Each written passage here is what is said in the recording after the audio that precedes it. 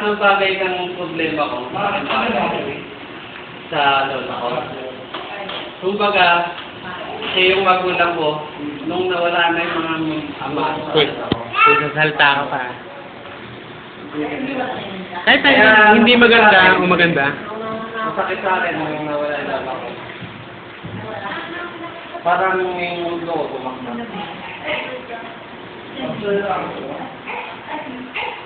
Sabi ko nga kay ang tuturo, pag makapunta ako sa Amerika, kasi pinipilit akong mapunta ng mga kamag-anak ni Raquel.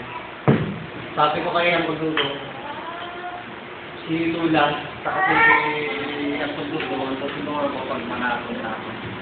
Ayun nga, lagi kami nag-inuman niya ako dito, pero di alam ni Lula yun. Bala ko talagang parating si Lula sa edad na 100. World record yun ah. Kaya nga eh. Ang daming tatanong sa akin kung ano edad ng lola ko. Pero sabi ko, matanda na lola ko. Pero ayoko lang sabihin sa kanya na naisip ko. Pero gusto ko sanang umabot ng 100. Makatulong man. 97 si Lola? 24. 6 years. Pero sa ugali ng lola ko, maraming nagagalit. Tama yan, doon. Maraming nagagalit. Pero ako, isa sa mga hindi nagagalit. Nakakita ko yung ugali ng lola ko. Hindi naman siya perfect na lola sa mga apo. Pero siya yung talagang lola para sa mga apo. So yan. Maraming karanasan na nangyari.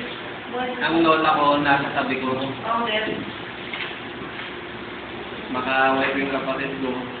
Makaaway ko mga magulang ko. Pero yung lola ko, hindi ako pinakabayaan. Wala na? Loba. Sige. I-YouTube ko ito. Yung lola ko, bukas, siguro marami akong may sasabi sa kanya na magandang... Walang iyakan ha.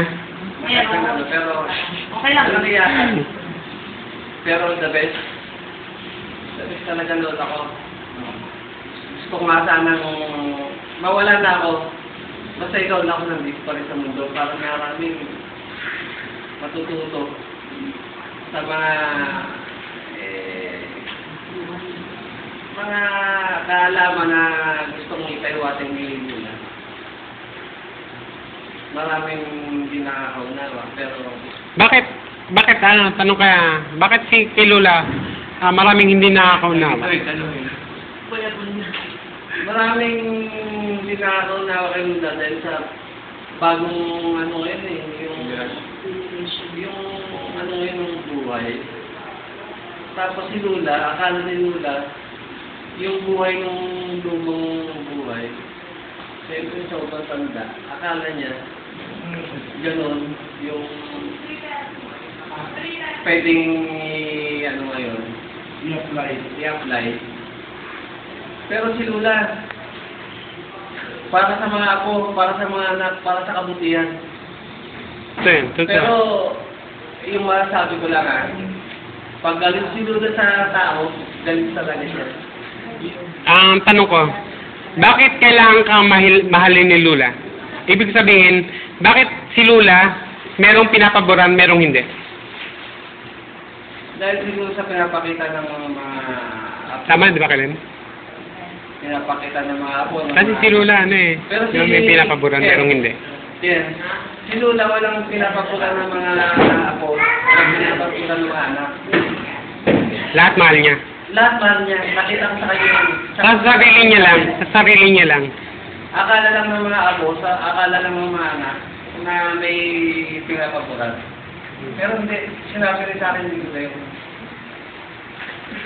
Maraming binagit sa akin kanina na Nung nabubuhay pa siya. akala ng mga anak, akala ng mga apo.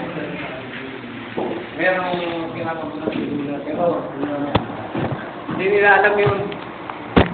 Pag nagbulungan kami ni Lula, alam mo, binabanggit sa akin yun.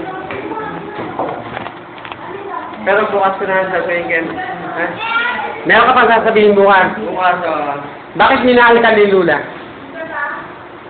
siguro sa pogi ako. Kamukha ko tupa. Bakit ako, hindi naman ako pogi, ba't minahal ako ni Lula? Hindi. Minahal ako kasi ni Lula. Dahil dahil na si Lula. Bako na yung minahal ni Lula. Kasi yung ugali ko talaga, pinakita ko kay Lula na gano'n talaga ugali ko. Ang sabihin ko sa'yo, si Lula, pag sinunod mo lang ang gusto ni Lula, mamahalin ka niya. Kaya nga eh. Kung ano yung Nakikinig ka sa kanya. Pag nakinig ka sa kanya, mamahalin ka niya. Raul, bili ka ng bigas. John, punta ka sa Bliss, bili ka ng bigas. Pag sinunod mo siya, mahal ka niya. Pero kapag kayo hindi mo siya sinunod, Pag di mo siya sinunod, tama. Hindi malalim na tao si Lula, hindi mababaw na tao si Lula, napaka ano yan, ang bait-bait talaga. Si Lula talagang talagang mamahalin mo siya pagka halimbawa makuha mo yung kalooban. Mamahalin mo siya at mamahalin ka niya. Nagtataka nga ako sa mga kapatid ko eh. Bakit sila raw hindi raw minamahal ni Lula? Madali lang ng bayad, sinisingil na. Ba't ako, hindi ko naranasan yung kay Lula. Sabi ko nga yan matulog eh. Ba't hindi naman ako Sa akin kaya Sabi ko, diskarte lang yan. Kung ano gusto ni Lula, sundin mo lang.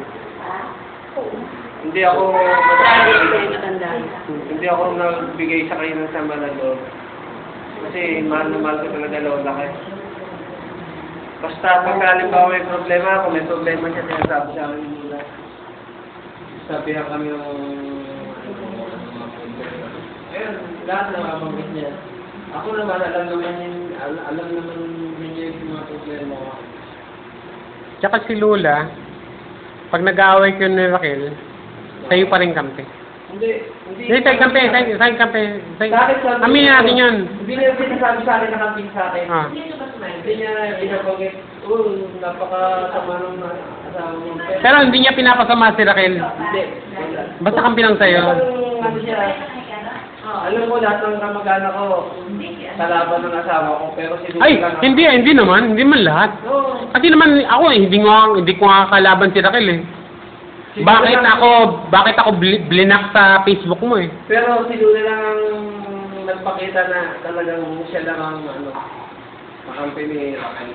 Pero kaya nasabi ko nga, nung umalis sila kay Pumunta Amerika, sabi ko, guys, pag makatrabaho si Raquel, si Ambon Dudong sa ikaw ang tulungan ko. Hindi mga kapatid. Ayun lang, eh. Sige. Mahal na mahal ko talaga lola ko. Hindi Thank you very much. Give some noise. Sige. Bukas, iba yung bukas ha. Meron pa tayo bukas ha. Meron pa tayo bukas ha. Next.